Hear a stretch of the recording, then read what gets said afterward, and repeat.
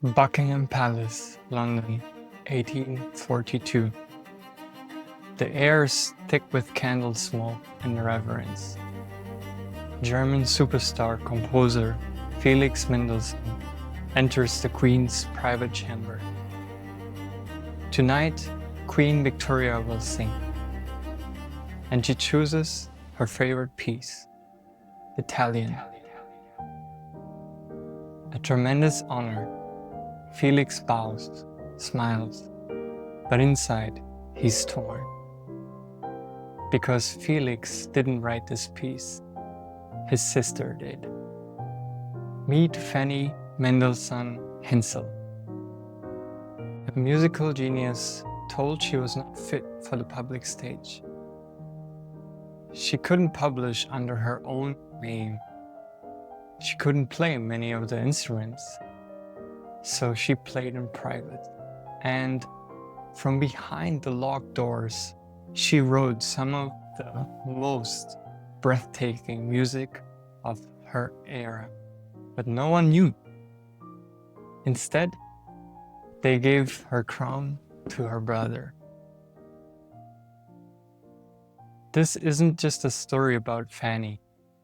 It's a story about what happens to the feminine when she's told to stay quiet, stay small, stay invisible. Throughout history, women have poured brilliance into the world and watched it get signed by someone else's name. They've written symphonies behind curtains, birthed empires behind kings, and whispered wisdom only to be silenced by pulpits and parliaments. And this is not ancient history. Today, the feminine, not just in women, but in all of us, continues to walk with a limp.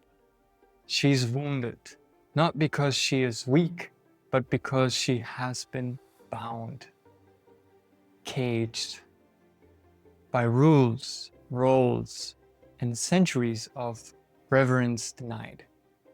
In this episode, we unravel how the suppression of the feminine doesn't just silence her voice, it distorts her essence. We'll explore how the sacred was turned into shameful, how power turned into rage, and how brilliant like Fanny's was buried in her brother's shadow. Every era has a goddess they tried to bury. In the Victorian era, they buried Fanny under corsets, domestic duties, and good manners. Today, we bury her under hustle, burnout, and the performance of having it all. But the mechanism is the same.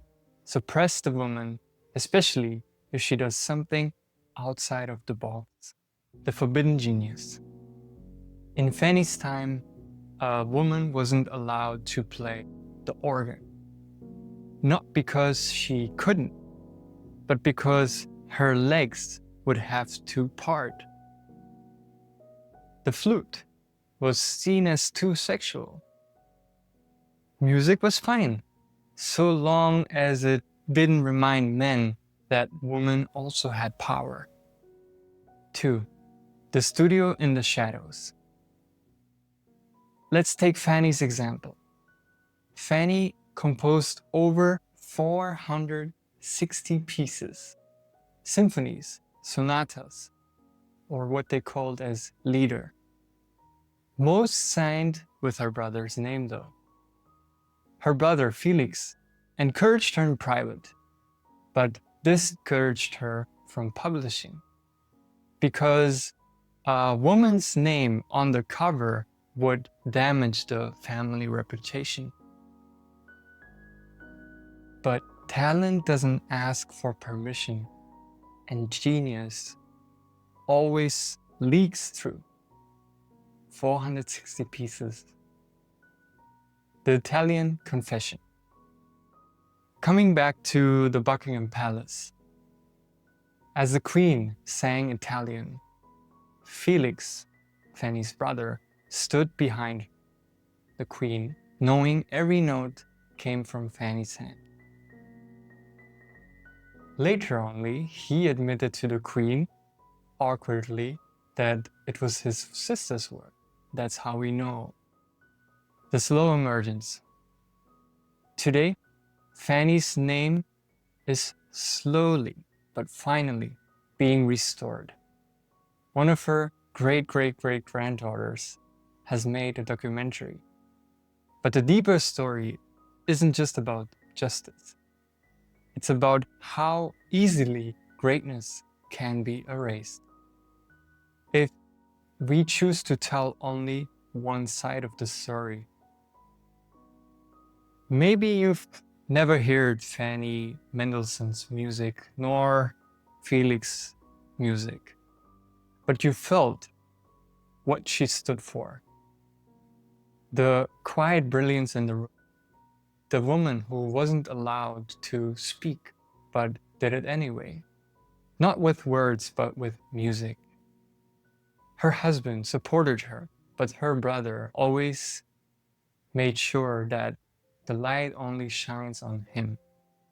And even her father was also not supportive of her. A lot of information was buried and never shown to the public, but in the letters from Felix to his sister and from her father to her, we can see that she was never supported, and irrespective of that, she chose to continue to write music and share it with the world, even though her name was not written on it.